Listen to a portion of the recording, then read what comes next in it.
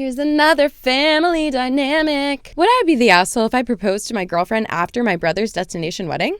After it? My brother and future sister-in-law will have a destination wedding in the Philippines, and they wanted us to fly in 2 days prior to their wedding. However, they're not paying for any of our flights, hotel, food, etc. My girlfriend grew up in the Philippines and moved to the USA at 13. She's 27 now, but she hasn't visited her home country at all. She has told me she wanted to visit the country to pay respects to her late grandparents and to see the beaches again. Well, since we're there, we plan to extend our stay for another week or two after my brother's wedding. During that time, I plan to pop the question. We've talked about marriage and she gave me the okay to propose. I was dropping off some stuff to my brother and future sister-in-law, and my brother joked about me getting married. I then mentioned to him that I plan to propose in the Philippines. I explained that we're extending our stay in the country and staying at a different island after the reception. My brother was thrilled and promised to not let the beans spill. However, my future sister-in-law overheard the conversation and screamed at me to not do that the trip to the Philippines was all about their wedding, and I will be a major asshole if I proposed.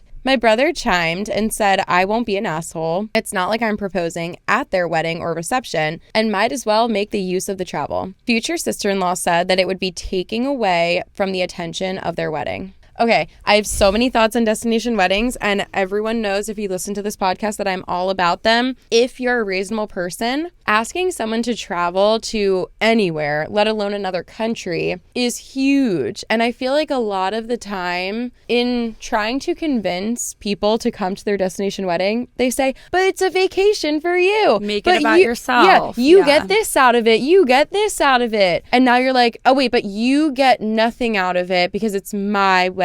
And I also don't care about the fact that it is like literally your fiance's homeland and she wants to go visit family and see where she grew up and celebrate her culture and her past while she's there and maybe get engaged in somewhere that she loves and is special to her. Yeah, future sister-in-law is so whack. But it's hard too because I'm like, okay, for a split second, I could see where you're coming from. You're like, wait, but this is my wedding. Like, are people going to think back to this trip and be like, wedding and proposal? But no, they're really not. It's like, how many times...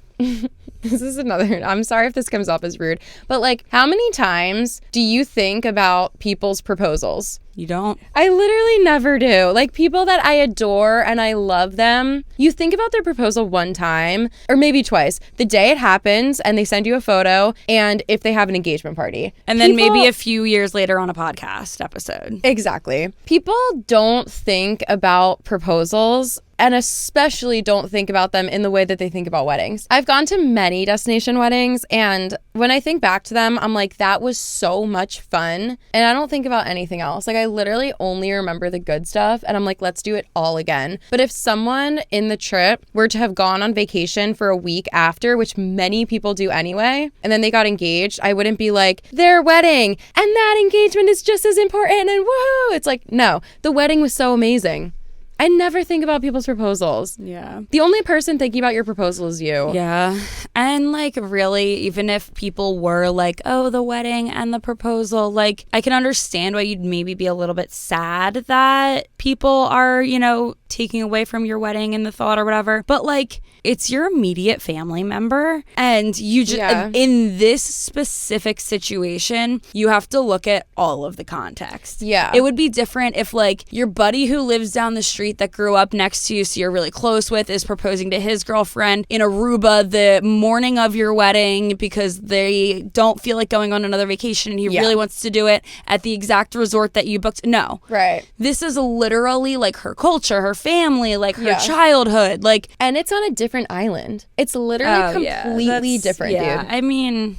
Yeah. No. That's like someone who's not American having a wedding in the US in New York, and then their friends fly to California after and do their own vacation. And then you're like, wait, but you can't get engaged there because it's going to take away from my wedding. Bitch, no, it's not. Right. How many of your guests even know this person? How many of your guests know about the vacation that your future brother-in-law and his girlfriend are taking after your vacation? Yeah. After your destination wedding. And like, nobody thinks about them. No one is thinking about them. Quite frankly, after your wedding, it's done. Yeah. Like, you have your engagement, everyone's hype. You have your wedding, everyone's hype. After the wedding, buddy, like, your time to shine is all done. you have left is your shrimpy little marriage that's apparently more important than your destination wedding. Right. You're done. Happiness is over. Okay. So let's move on and let the next round of happiness begin. Okay.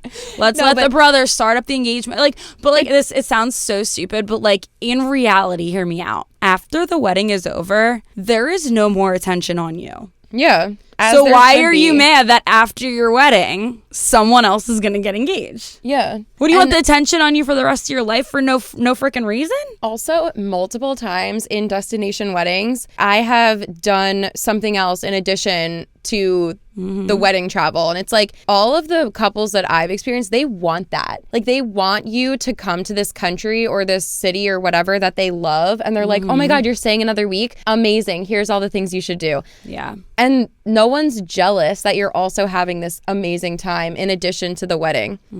I just like, I can slightly out of like, if I squint my eyes and close both of them like 3 miles down the road at nighttime, I could see maybe where the bride is coming from. Yes. But then as soon as I open my eyes and like see things more clearly, I'm like, nah, come on, girl. Right. Like nobody cares that much. No one cares as much as you. Right. They're going to go to your wedding and have the time of their lives. And they're all going to forget about it. Yeah, and they're all going to fly home. Half of them probably your family, your friends. They don't even know this man. They don't even know this couple. It's his brother. Right. But if you... Okay, so if I got married, it's my brother-in-law. But like my parents don't know him. Like my cousins don't know him. My whole family probably doesn't know him. And many of my friends probably don't know him. True. So maybe your partner's family and friends know them, but that doesn't necessarily mean that everyone at your wedding is going to remember this engagement in the same way that they remember your wedding. I don't know. I think that the girl's being so dramatic. And guess what? Don't piss them off or they're going to have a bigger, better wedding than you. Yeah, and it's like,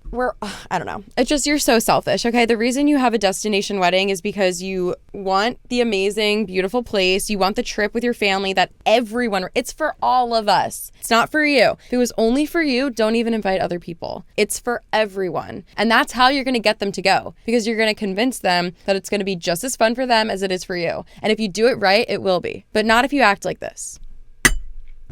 Sorry. Oh, there was a little update on that one. Oh, yes. Let's hear it. Future sister-in-law apologized for what she said and said that it's okay as long as I promise not to do it during the reception or wedding. Oh. Of course, but that's not what he wanted to do anyway. What does the top comment say? The top comment was, not the asshole if you wait until a few days after. I feel sorry for your brother, his future wife. Sounds like a piece of work. I think she's just caught up.